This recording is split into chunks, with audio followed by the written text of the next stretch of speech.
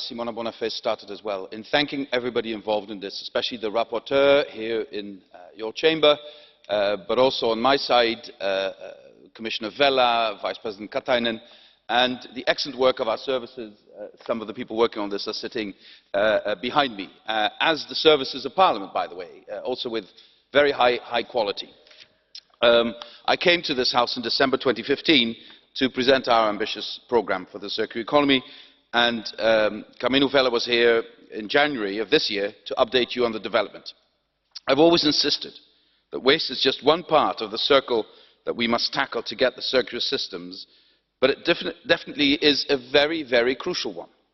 We will never close the loop if we just keep throwing away or burning finite resources. The individual resources in our waste are just too valuable to burn or to bury in a hole in the ground.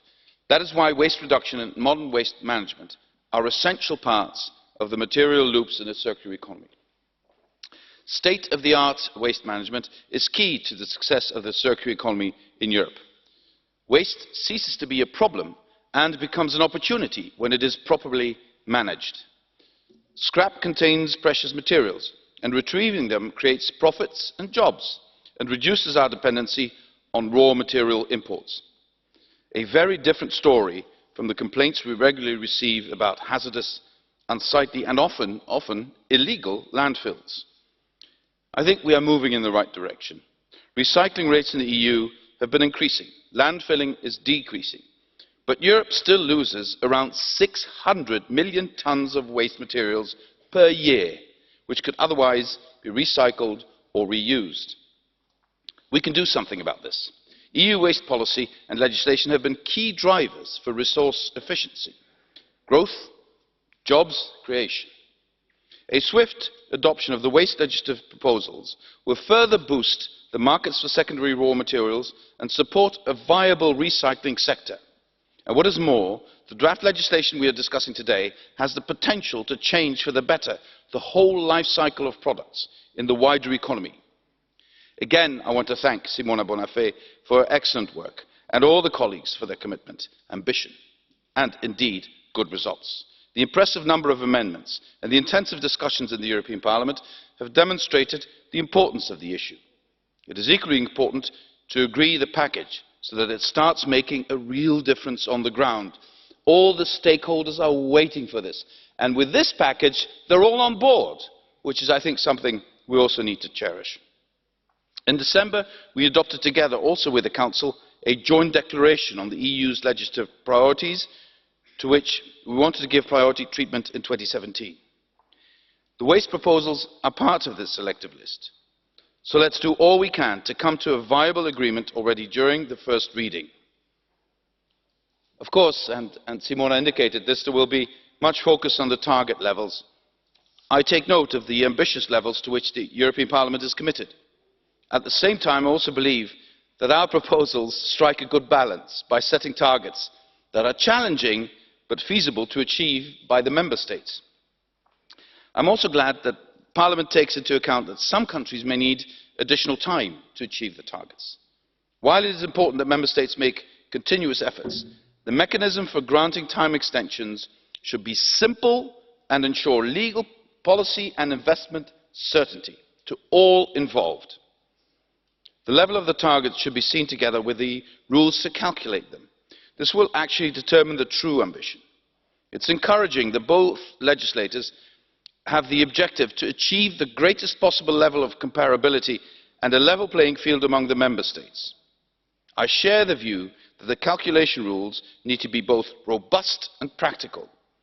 This is the only way to avoid the problems of the existing legislation, which offers no methodological clarity at all. Of course, the best waste is no waste, so the priority that this House gives to waste prevention has my wholehearted support, and I underscore the remarks just made by Rapporteur Bonafè. I have taken good note of your suggestion of a waste reduction target and for new targets for reuse, food waste and marine litter. They deserve careful consideration. This means comprehensive impact assessment, sound data and agreed methodologies. We've learnt our lessons from the current waste legislation, which does not offer methodological clarity at all. And this we need to avoid in the future. The waste package is also about improving the means to achieve higher recycling rates on the ground, while promoting a broader circular economy transition. More use of economic instruments can provide the right incentives to move up the waste hierarchy. At European level, more efficient and transparent extended producer responsibility rules are key to encourage better design and production techniques to enable more efficient recycling. In this context, the EP proposal to clarify and strengthen provisions resulting in better performance of waste management systems on the ground are most welcome. Last but not least, I note the very wide range of initiatives that the European Parliament would like to see in the waste area in the near future. We are looking forward to discuss this with you and the Council, but let me say the following at this stage.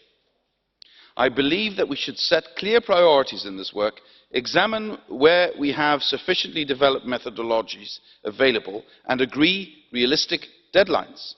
In order to ensure tangible results on the ground, we need to focus our efforts. Much has been achieved. I very much recall the antagonistic position we had, Commission and Parliament, at the beginning of this process of re-evaluating our waste proposals, and therefore I am so happy that we are in such a cooperative, forward-looking mood today, and I will do everything I can in my power to make sure that we stay as close as possible to the position of the European Parliament in this. Thank you very much, Mr. President. Thank you, Mr. Prime